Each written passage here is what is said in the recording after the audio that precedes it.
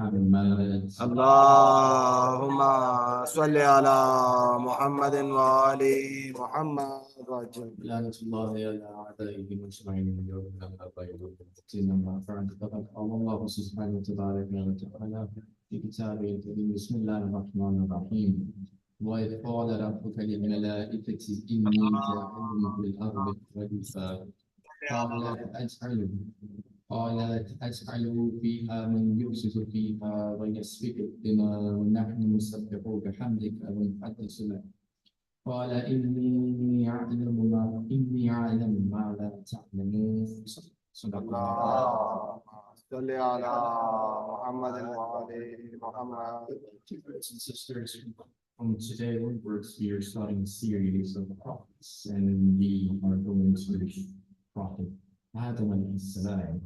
And the reason for that is to understand the essence of life, the essence of creation, and the essence of guidance.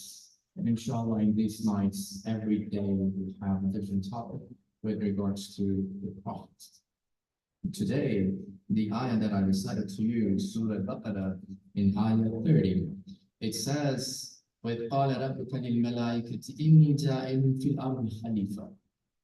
Allah subhanahu wa ta'ala, He informs the angels that I am going to create a Khalifa, a caliph, a representative on this earth, a Abedi. Angels, hearing that, they said, "Oh Lord, will you place in it someone who will spread corruption? There will be bloodshed while we glorify you. We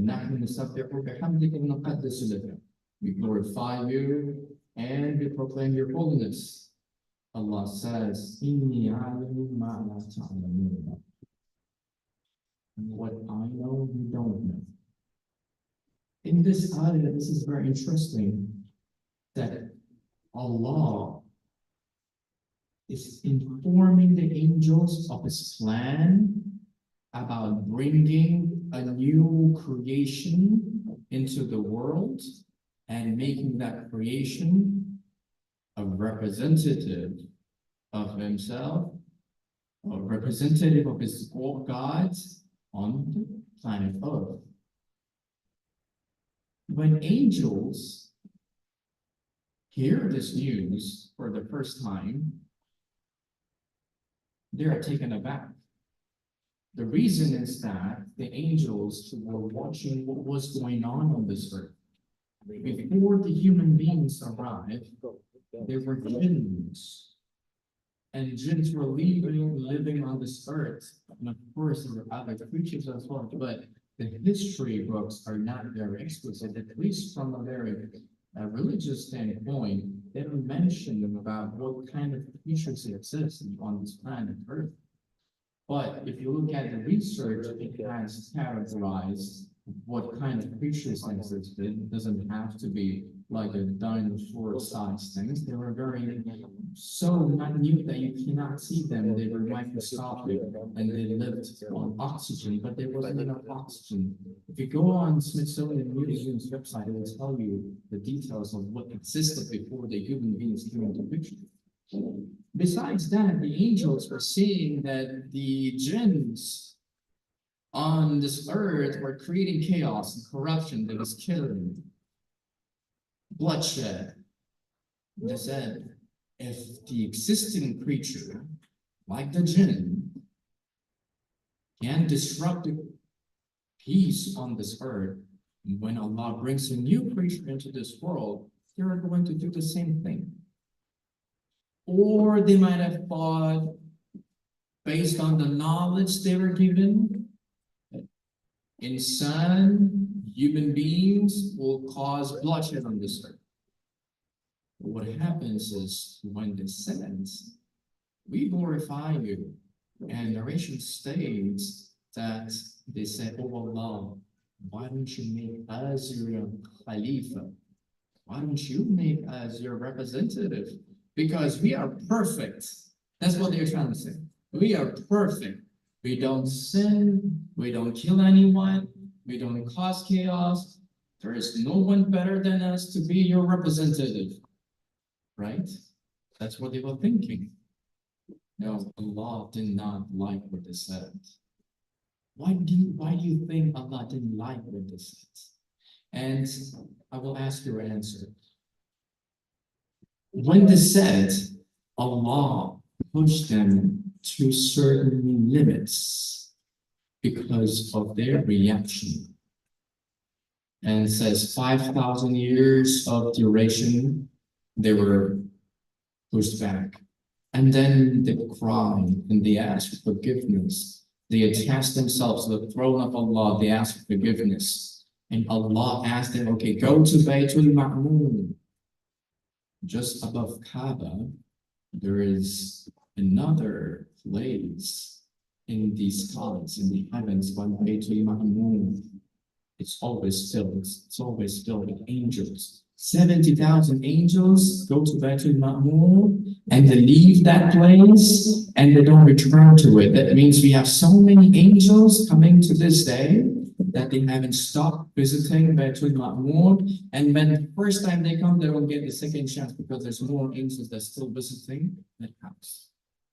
And they asked for forgiveness. They went around the Baytul Ma'mun. Allah forgave them.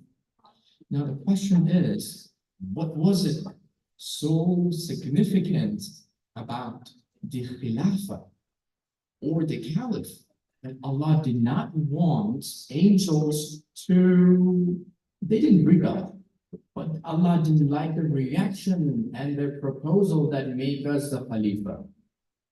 What does it tell us about this position? Answers.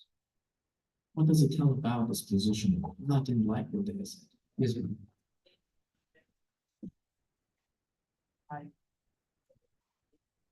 Yes, that position is really high in status and higher than the angels.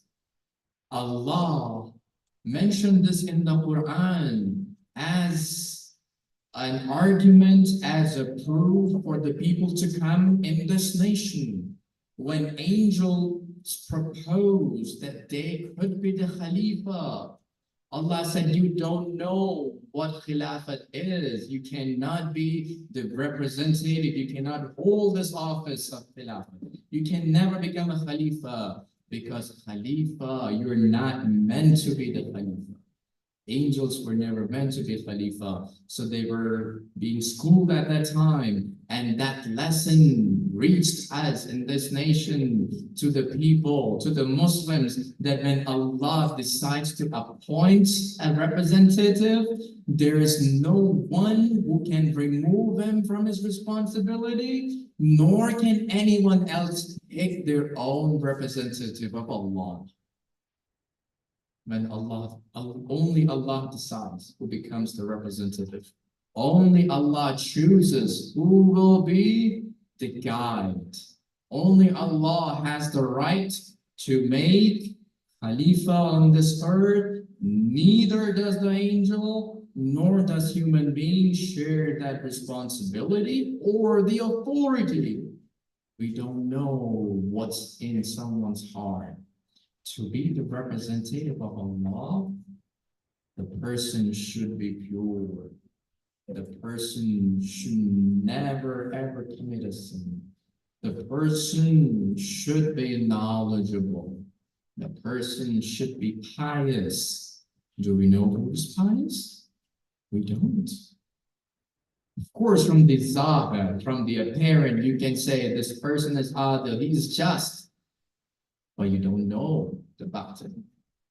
You cannot select a Khalifa. And the reason Allah made the representative on this earth is through him, Allah wanted to guide the humanity. Allah wanted to send his message. Allah also wanted the human beings to come into existence. Adam alayhi salam was the first person, the first human being, and the first guy himself. That means look at the justice of Allah, look at the adl of Allah. Allah not just created human beings, but when he created the human being, with such care that the first human being is the first guide of humanity. The first human being is the first prophet for mankind. That's how Allah, how just He is. That's how Allah added. And this is what we have learned today, that there is no power that can make a representative on this earth. Only Allah has the rights. And we ask Allah subhanahu wa ta'ala His tawfiq and strength to allow us to observe this month of Ramadan and seek His blessings. May Allah forgive our marhumeen. May Allah grant the hajjat. May Allah increase the knowledge. And Allah keep all the youths and our elders safe and healthy. We also pray to Allah to hasten the appearance of Imam Zaman. Ajjalullah ta'ala faraj al-sharif. Subhana rabbika rabbil izzati amma yasifun wa salamun ala al-mursalin walhamdulillahi rabbil alamin. محمد وآل محمد وأجل فرج